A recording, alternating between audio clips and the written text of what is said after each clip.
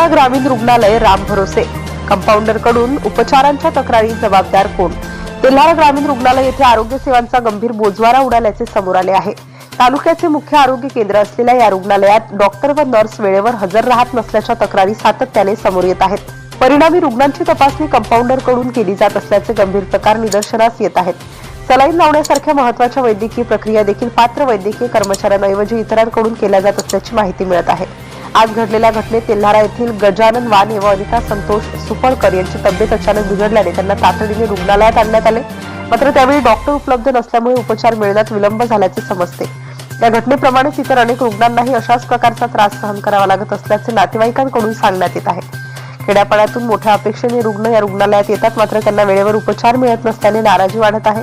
रुग्णालयाचे वैद्यकीय अधीक्षक डॉक्टर मनोज पेंदाम यांच्या बाबतही गैरहजेरीच्या तक्रारी समोर येत आहेत।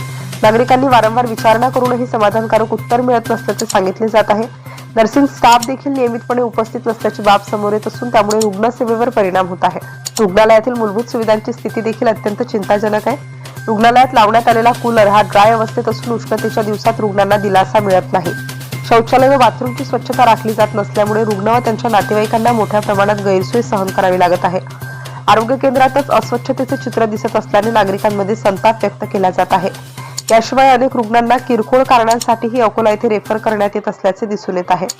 तालुक्याच्या ठिकाणी असलेल्या रुग्णालयातच उपचार का होत नाहीत असा सवाल नागरिकांकडून उपस्थित केला जात आहे। वारंवार रेफर केल्यामुळे रुग्णांना आर्थिक व मानसिक त्रास सहन करावा लागत आहे।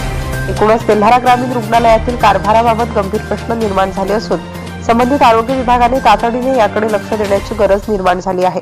रुग्णांच्या जीवाशी संबंधित असलेल्या या प्रश्नाकडे दुर्लक्ष केल्यास परिस्थिती आणखी गंभीर होऊ शकते अशी भीती व्यक्त होत आहे।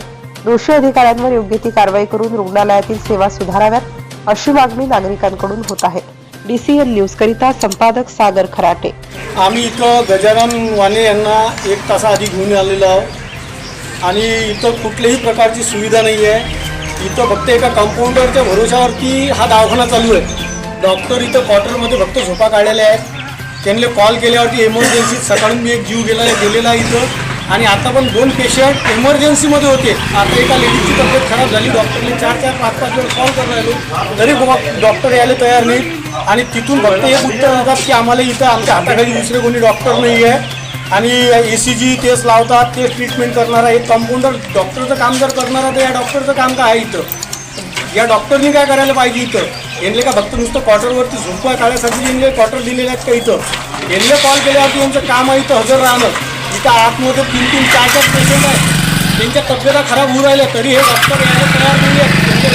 नेहमीच यांचं आजचंच नाही आहे, नेहमीच आहे। सकाळून पण एक जीव गेलेला आहे इथं गोपाल भाऊ अडव यांचा। तरी त्वरित इथं या डॉक्टरवरती कारवाई करावी, सरळ सांगू राहिलो। कारण की हे कुठल्याच प्रकारे यांच्या जो पदभार यांना दिलेला आहे यांचे हे मिसगाईड करून राहिले प्रत्येकाले आणि त्याचा चुकीचा वापर करून राहिले। आले की उत्तरं त्यांचे चुकीचे असतात की इथं हे नाही आहे, ते नाही आहे, आम्ही हे करतो, आम्ही ते करतो। इथं आतमध्ये आल्यावरती वेळेवर इथं डॉक्टर सापडत नाही। इथं फक्त कंपाऊंडरच्या भरोशावरती हा दवाखाना चालू आहे एवढा मोठा। ग्रामीण रुग्णालयात तुम्ही कोणाला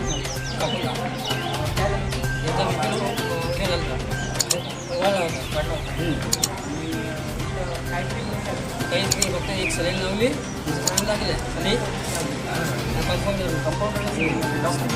डॉक्टर आलेच नाही। 12:30 वाजता 12:30 वाजता 4:30 वाजता डॉक्टर आले। ठीक आहे, डॉक्टर इथे आलेले नाही।